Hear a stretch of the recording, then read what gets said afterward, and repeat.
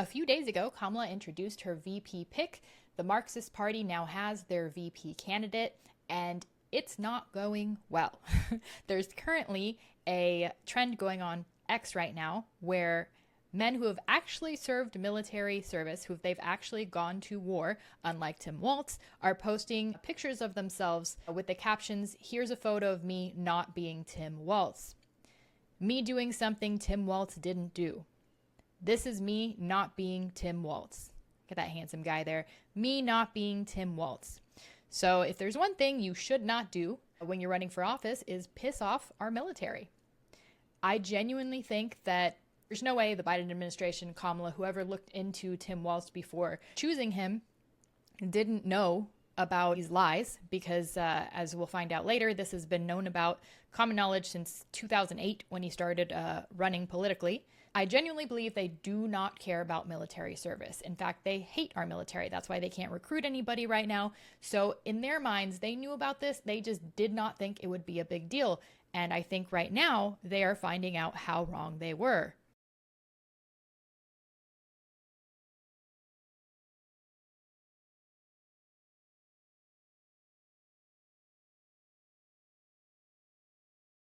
Thanks for watching Living for the Plot. My name is Stephanie, and today we're going to be investigating Tim Walz, what he's said, what people are saying about him, why he's dangerous, the damage that's already been done to our country through psychological warfare, and how it would harm our country to continue elevating Marxists like Kamala and Tim into the White House. But first, I'll just go ahead and tell you that CNN is trying to tell you that conservative news sources are trying to paint him as this far left liberal. I will show you how exactly he is in fact a far left liberal, progressive, Marxist, whatever you want to call it. And in the meantime, here's a quick clip of how CNN is trying to portray him. Here's the story they're telling about him. Because again, this guy is like your friendly neighbor. He's like Mr. Rogers or something. Okay, here we go. We're going to take this point by point. Who is Tim Walz? So let's take a look. Fueled BLM riots in 2020. So these are posts his daughter did, giving the rioters a play-by-play of when the National Guard would and would not be there. Could someone who actually has followers relay the message that has gotten National Guard trending that the Guard will not, in all caps, be present tonight? There is a lot of misinformation that is further spreading fear and chaos at the scene of the protesters. You'd think that would make the protests stop, right? If you told people that the National Guard would be dispatched. She also posted, "The Guard cannot be sent in within minutes. It takes time for them to deploy because they come from all over the state. To be clear, the National Guard will not be present tonight. Urgent. If you're at the protest, get out now. National Guard and SWAT en route. They are almost here and will be using city buses to arrest everyone. As many people as possible. Get everyone out. Screenshot, retweet, and share this." Just because someone asks for something doesn't mean it's happening right away or even happening at all. I don't know about SWAT, but what I do know is the Guard will not be present arresting people tonight. Okay, so that's what his daughter had to say on the matter. She's a good little commie, good little socialist, giving a play-by-play to the rioters who are looting businesses, burning down police stations to make sure that they don't get arrested. And of course, the few that were arrested, Kamala made sure to get out the next day. I want you to think about the contrast if you are the type of person who is saying that, Jan 6ers deserved what they got, and just notice the contrast, especially in Tim Walz's speech after the event, what he has to say about it. Stark difference. A society that does not put equity and inclusion at the center of it is certainly going to eventually come to the places where we're at. This is a moment of... So right there, he might as well have said, the state got what it deserved because equity and inclusion are not at the forefront of the state's minds. So that's what happens. That's what happens when you don't consider equity and inclusion. Businesses get burnt down, places get looted, and police stations get burnt down. So, all right. Election. It's a moment of real change. It's a moment that those folks who are out there demanding this are not going to take a commission or a report. They're going to want fundamental change. And that is what I think... That's one of the exciting things in the midst of all this. You can feel a sense of optimism coming back. You can feel a sense of optimism coming back. Not because this is good for people, not because this is good for the state I'm running, not because we're helping these businesses rebuild, and we're making sure that there's police enforcement so something like this never happens again, but because the social change he wants, there's hope. This is what was happening. So this person posts, I'll post this video daily until the election to remind people how Minneapolis looked after the BLM riots that Walz supported during the mostly peaceful riots. And again, you just saw his speech basically saying that we had it coming because we're so against diversity and inclusion. And I want to point out that when people talk, the people who talk about diversity and inclusion, when they talk about it, they don't mean diversity of everyone. They don't mean inclusion of everyone. As you saw at the Olympics, again, another time they used diversity and inclusion. It's not very diverse to mock Christians. It's not very inclusive to mock Christians, but they're not trying to include Christians. It's whatever minority they are supporting at the time. Real diversity, real inclusion would be all of us working together and supporting each other. But burning down flags, burning down buildings, that is not what this is. The state flag, he changed it. The Minneapolis state flag, he changed it to resemble Somalia's flag. But honestly, I don't think that's the biggest problem with it. The flag looks like a butthole once you see it. This was the first time I'd seen this, and they're not wrong. They're not wrong. You cannot unsee it once you see it. And actually, if you are living in Minneapolis and you've seen all this stuff going on, I encourage you to leave a comment. I encourage you to speak out about that. I encourage you to encourage the people around you to speak out about that, because the news is going to be telling us whatever the news wants to tell us. I think it's really, really important that people who have been living under this guy's regime speak out and tell the rest of us who aren't living under him what it was like with all these changes that he implemented. I think the minute that you accept that there's nothing we can say or do is the minute there's nothing we can say or do. I think that the internet exists, X exists, Trump exists. We have people who are standing in the way of other people taking our freedoms, and I think we should take advantage of that.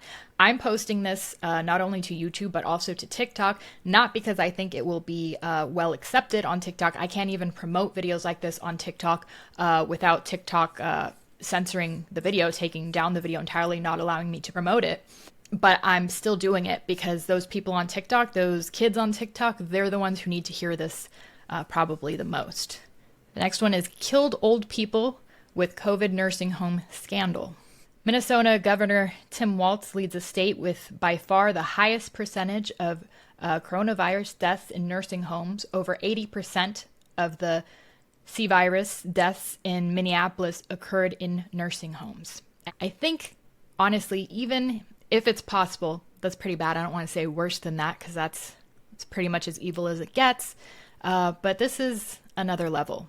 This is a hotline he set up so you could rat on your neighbors. Actual phone recording of Tim Walz Orwellian COVID snitch hotline. Even more shocking, Minnesota Governor Walz kept the hotline operational till June 2022. The reasons that remain unanswered.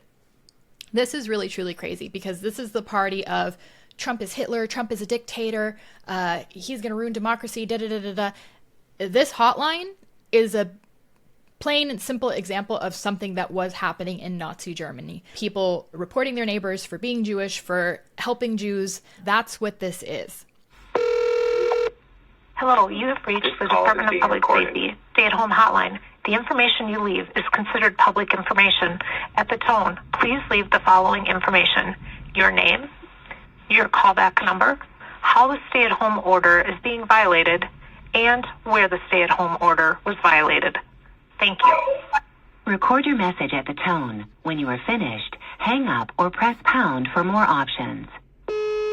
I think it was Jordan Peterson who said after all of these C mandates that he had studied Auschwitz and he was befuddled by the fact that people were turning on each other. So you rationalize it by being like, oh, well, they were being offered rewards, prestige, this and that. But then once he experienced the lockdowns, he realized, oh no, people will just do this for no reason. There are just people who enjoy doing things like this, ratting out their neighbors for going outside without a mask. He realized how truly evil people can be. Made Minneapolis a groomer-friendly LGBTQIA+. That's too many letters, guys. As Douglas Murray would say, that community doesn't exist because everyone in that community fits under 2 labels, gay or lesbian. Sure, we can say LGB. The rest, they don't exist because you all fall under the first 3 letters. Just being silly now.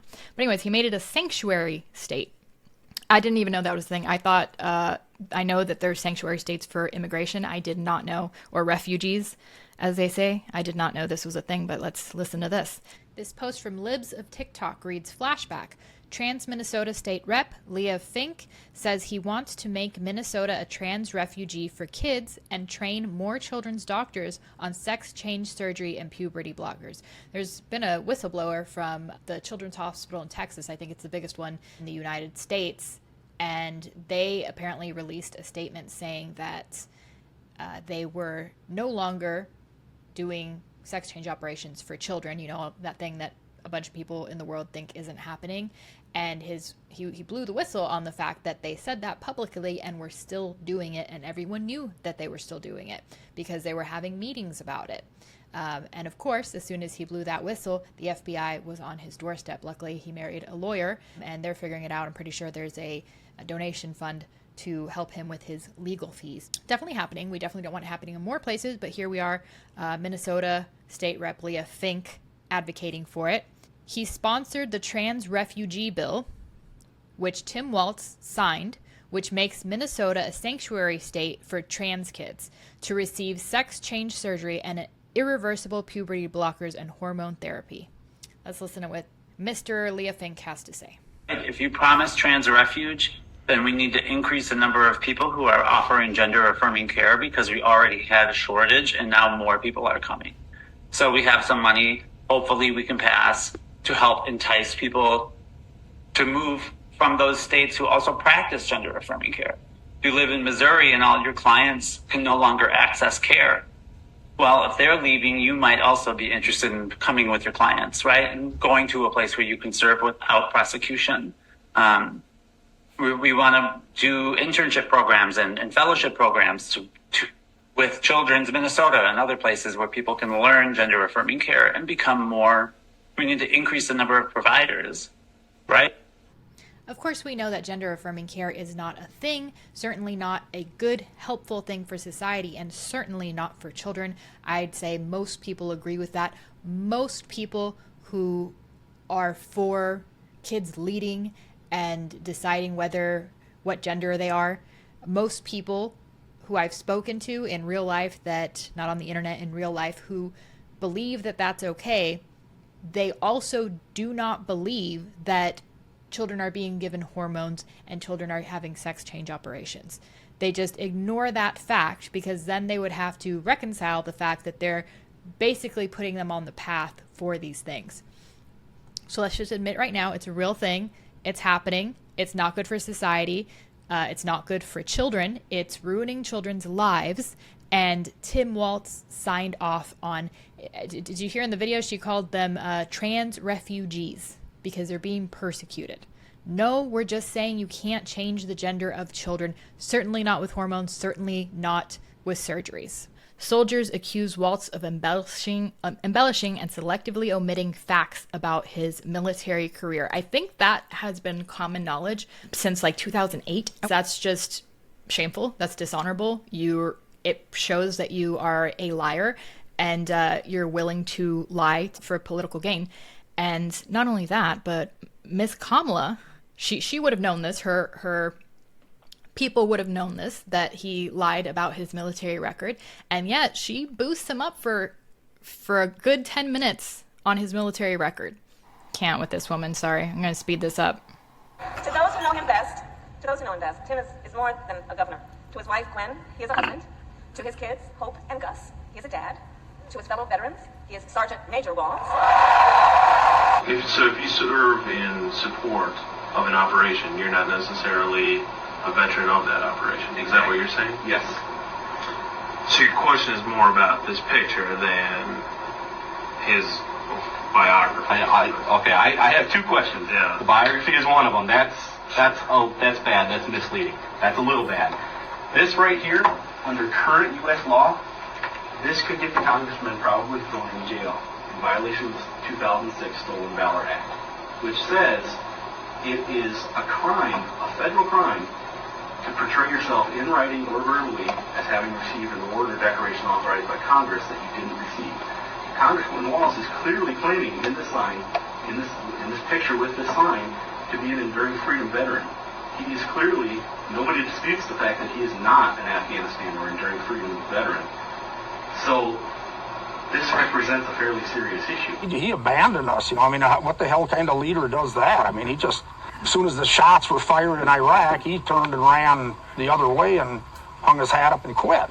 I was like, well, for Pete's sake, if this guy quit, and if I say I'm not going to do it, I mean, what the hell kind of leadership is that? But then we fast forward to the election in 2018 in Minnesota, and you try at that time to get people's attention with this story and also with what seems to be a very misleading statement that he continued to make about his service. It kind of just sat there, when he was a congressman, he bragged that he was a command sergeant, retired command sergeant major. I'm the highest ranking person ever in the House, and all this lie that he was telling. The state of Minnesota came out after 2018, after this was exposed, and they said, well, he can say that he served as a command sergeant major, but he can't say he's a retired one because he's not. And that's what he was saying. And he was saying that, and there was lots of lots of cards coming in the mail, for him to be elected. They said right on there he's a retired command sergeant major, just tooting his own horn, just hanging on the coattails of people that actually are command sergeant majors that went through all the process and put all the time in. This is just one of many veterans that have spoken out against Tim Walz, and what they have decried is his abandonment of not just his fellow soldiers, but of his duty. Because that's what he did. That is what he did. I'm not surprised, coming from a hippy-dippy socialist, but we don't respect that here. We patriots, people who have family in the military, we do not respect that behavior. Fellow soldiers accused him of quitting on them. Yes, you just saw that. Got DUI in 1995, going 96 miles per hour in a 55 speed zone. Now, the first time I read this, I didn't understand why it was being listed, since it seems like kind of a minor, not policy thing. The reason, I want you to know, the reason that people are bringing this up is because of the beginning of Kamala's little speech right here. She's been doing it at every rally, talking about how she's a prosecutor and she's been this, she's been that, and because of that, she knows how to deal with Trump's type. And they've also been saying that Trump's a felon, and so he shouldn't be able to run for president. I guess it's fine if your VP has a record then, right? This is what Kamala says. Now, many of you know, before I was elected vice president or elected a United States senator, I was an elected attorney general, and before that, elected district attorney. And before that, I was a courtroom prosecutor. So in those roles, I took on perpetrators of all kinds. Predators who abused women. Fraudsters who scammed consumers. Cheaters who broke the rules for their own gain. So hear me when I say. They love it. They've already heard it. They're eating it up. Nom, nom, nom, nom, nom. I know Donald Trump's type. Because he's a felon and a dictator and a crook. So that's why people are going to be bringing this up, that this guy got a DUI in 1995. They're using it just like people questioning why Kamala was claiming being Indian before and why she is now claiming that she is black. It has nothing to do with her race or what she is or is not. It has to do with the fact that her doing that shows that she's a liar, that she's a flip-flopper, and she's willing to say whatever is necessary to get elected. That's the point there. Just like that, the point here isn't that this guy got a DUI in 1995 for going 96 in a 55. It's that not only that he lied about it, but also that he has also been in trouble with the law. Anyways, Tim Walz, this is the most, I think, important and dangerous thing on the list. Praises socialism. Okay, so I'm going to show you a clip of him doing just that, admitting basically that he's a socialist and that he's a progressive. So when you hear CNN be like, oh, conservatives are trying to paint him as a far left liberal, but he's just a normal guy. No, he's not, by his own admission. He's a progressive. He's a socialist. So I'm going to play this video, and then we're going to go into a little bit why that's so dangerous and why it's so important to note. But we can get out there, reach out, make the case. And for one thing, don't ever shy away from our progressive values.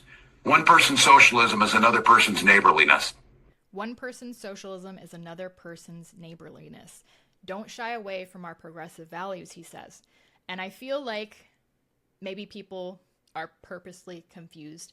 Well, socialism and communism is not the same. You can't conflate the two. They're different. And they are different, but they're not. And I'm going to explain to you why people conflate these two things, okay? So socialism is a political and economic theory of social organization which advocates that the means of production, distribution, and exchange should be owned or regulated by the community as a whole. Okay, so the reason people conflate this with communism, so I'm going to read that to you, just so you don't think I'm making up definitions, right? Communism is a political and economic system that aims to create a classless society by eliminating socioeconomic class struggles. In a communist society, the public owns and controls the means of production, such as factories and mines, and the state controls all property and wealth. Citizens share that's the important part and the important difference of communism. Let me read that again. The state controls all property and wealth. Citizens share the wealth that is created equally or according to individual need, and there is no government, private property, or currency. The ultimate goal of communism is for the state to wither away once a classless society is achieved. So obviously, historically, that is never what happens. Ever, ever, ever. And the reason why people conflate communism with socialism, which sounds a lot nicer, right? It sounds like, oh, well, we own production, distribution. The reason they conflate the two is because socialism is pretty much communism wrapped in a pretty little bow that people can actually swallow and accept, like, oh, well, that doesn't sound bad. That doesn't sound bad at all, right? The thing about socialism is it's what is promised to you before the state, the government, takes control, and it becomes communism. That's why people conflate them. That's why people say that they're the same thing, because every place that has promised socialism has become communist. Think about it even on a smaller scale. Think about a, what do they call them? A cult, right? Everybody puts together what they have created, what they earned, the food, the money, everything, and then that is distributed equally. But someone always has to be in charge of distributing that, right? They have to distribute it. They have to decide what is equally. And in a cult, it's, the guru, the cult leader, and he usually ends up being the person with the most wealth, the nicest house, the most wives. He gets first pick. The government does the same thing. They promise you, oh, we're all going to be equal. We're all going to share everything. Equity, equity, equity, inclusion, diversity. That is just to get the means so that they can distribute the wealth, but they never distribute the wealth.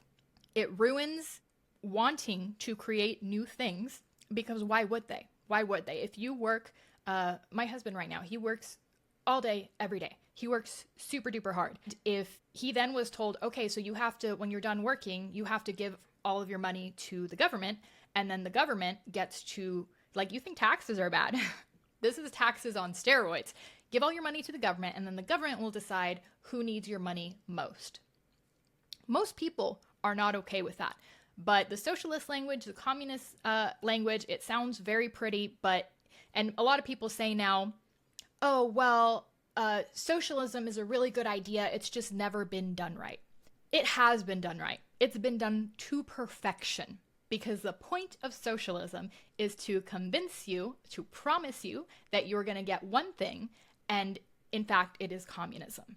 So that's why this is such a dangerous idea. This is why that we have 18-year-olds in colleges right now proudly stating that they're socialists, communists, Marxists, But that's not how the world works. People aren't good and getting better. People are bad and getting worse. If we are doing the exact same things now that we were doing thousands of years ago, then maybe that says something about humanity, right? And now people want to tell you that Jesus was a socialist. No, he wasn't. Jesus was about charity. A charitable actions means giving of your own volition, giving because you want to give, giving because you think that's important and you value helping others. Socialism and communism is forced giving. It is not charity. It is compulsion to do something which you are not choosing to do by the government or by the head of an organization or social pressure. So no, this man is very, very dangerous. He is progressive. He is a far left liberal. And really anything Kamala has said to backpedal her previous views doesn't even matter anymore, because choosing this guy as her running mate, that is saying, these are my views without having to say it. I've shown you the videos, I've shown you the posts. This is based on their values and their beliefs. They are not good people. They do not want good for America. They want government control, and it's not a conspiracy. This is based on their actual words, and hopefully I've shown that to you. I know a lot of you have seen this. It was going around the internet for a while, but it's KGB defector Yuri Bezmenov's warning to America, and this was in 1984. In this video, he explains that in order to brainwash, which to find this, I typed in 4 stages of brainwashing. In order to brainwash a nation, you need 15 to 20 years, because that's the amount of time it takes to raise a generation. So he's talking about this has been happening since before the 80s, since probably the 60s. That's why people are like, how did we get to this clown world? This is how. Because it's been happening for a while, and now people can't even say with confidence that a man is a man and a woman is a woman. So let's watch this real quick. Mr. Bezmenov was born in 1939 in a suburb of Moscow. He was the son of a high-ranking Soviet Army officer. He was educated in the elite schools inside the Soviet Union and became an expert in Indian culture and Indian languages. He had an outstanding career with Novosti, which was and still is, I should say, the press arm or the press agency of the Soviet Union. It turns out that this is also a front for the KGB. He says the press arm of the Soviet Union was just a cover for the KGB. Is our press first and foremost on the side of the Democratic Party? Do they seemingly repeat the exact same lines and phrases most recently that our Republican VP and presidential candidate are weird? He escaped to the West in 1970 after becoming totally disgusted with the Soviet system, and he did this at great risk to his life. He certainly is one of the world's outstanding experts on the subject of Soviet propaganda and disinformation and active measures. Well, you spoke several times before about ideological subversion. That is a phrase that I'm afraid some Americans don't fully understand. When the Soviets use the phrase ideological subversion, what do they mean by it? Ideological subversion is the slow process which we call either ideological subversion or active measures, активные мероприятия in the language of the KGB, or psychological warfare. What it basically means is to change the perception of reality. Ideological subversion, active measures, psychological warfare, they all mean the same thing, with the goal to change the perception of reality. His job was to act as a member of the press to alter our reality. To such an extent that despite of the abundance of information, no one is able to come to sensible conclusions in the interests of defending themselves, their families, their community, and their country. The goal was to get America to the point where we were no longer able to make sensible decisions regarding ourselves, our families, our community, and our country. It's a great brainwashing process which goes very slow, and it's divided in 4 basic stages. The first one being demoralization. It takes from 15 to 20 years to demoralize a nation. Why that many years? Because this is the minimum number of years which requires to educate one generation of students in the country of your enemy, exposed to the ideology of the enemy. In other words, Marxism-Leninism ideology is being pumped into the soft heads of at least 3 generations of American students without being challenged or counterbalanced by the basic values of Americanism, American patriotism. 15 to 20 years, he says it would take for one generation of American soft-headed children to be indoctrinated by Marxist ideologies. Not only does he name the ideology, in case you weren't sure which one he was talking about, Marxism, but he says that it has to not be challenged by basic American values, by American patriotism. So he's giving you the disease and he's giving you the solution. The demoralization process in the United States is basically completed already for the last 25 years. So we've been demoralized in this fashion for decades now. So when someone tells you that you're brainwashed, don't take offense. No one's calling you stupid. What we're saying is you've actually been brainwashed. Actually, it's overfulfilled because demoralization now reaches such areas where previously not even Comrade Andropov and all his experts would even dream of such a tremendous success. 1984, just do the math with me, that would mean 1959. So, like many conservatives have been saying for quite some time, since the 60s. Most of it is done by Americans to Americans, thanks to lack of moral standards. Most of this demoralization is happening to Americans by Americans. So the media may be spreading it, but we're the ones arguing amongst each other. I think a big part of this is progressive churches corrupting the image of Jesus Christ, corrupting the Bible, not using the Bible to define Christianity, and therefore corroding our basic American values. As I mentioned before, exposure to true information does not matter anymore. A person who was demoralized is unable to assess true information. The facts tell nothing to him. Even if I shower him with information, with authentic proof, with documents, with pictures, even if I take him by force to the Soviet Union and show him concentration camp, he will refuse to believe it until he is going to receive a kick in his fat bottom. When a military boot crashes his balls, then he will understand, but not before that. That's the tragic of the situation of demoralization. He says once a nation is demoralized, and let me read you the exact definition of demoralization. Demoralization is the process of causing someone to lose confidence, enthusiasm, and hope. It can also be described as a state of low moral standards and behavior. And he's already mentioned this once before. They got rid of our morals, which is why we are questioning everything. They got rid of God. They got rid of the knowledge of what's a man, what's a woman, whether or not it's safe or prudent for a woman to be sexually liberated, whether or not it makes sense that Christianity is a patriarchy, and maybe it's a patriarchy for a reason, and maybe societies just function better in a moral, Christian, patriarchal society. The next stage is destabilization. This time, subverter does not care about your ideas and the patterns of your consumption. Whether you eat junk food and get fat and flabby doesn't matter anymore. This time, and it takes only from 2 to 5 years to destabilize a nation, what matters is essentials: economy, foreign relations, defense systems. Now, phase 2, destabilization, is where it gets really interesting. He says it takes only 2 to 5 years to destabilize a nation. And here's what he describes as essentials and the easiest ways for us to see how our nation has become destabilized. The essentials he lists are economy, foreign relations, defense systems. Let's go one by one. The economy.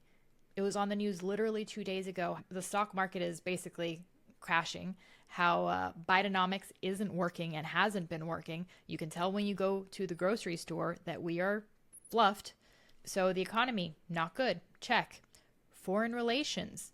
We've had way too many years now, the Biden administration telling us that Trump is a Nazi and a dictator for having good foreign relations with our enemies. Something you should probably have if you don't want to get in a war. Defense systems, if you consider our defense systems, our military, which we cannot replenish our military right now, our cops, which have essentially been defunded, and the ones that are still existing have been infiltrated with DEI and basically have their hands tied. So military, police officers, just security at our border, all of these illegal immigrants, all these fighting age men pouring in through our border. So check, check, and check. Again, the essentials, economy, foreign relations, defense systems, all have been destabilized. Stage 2 of brainwashing a nation accomplished.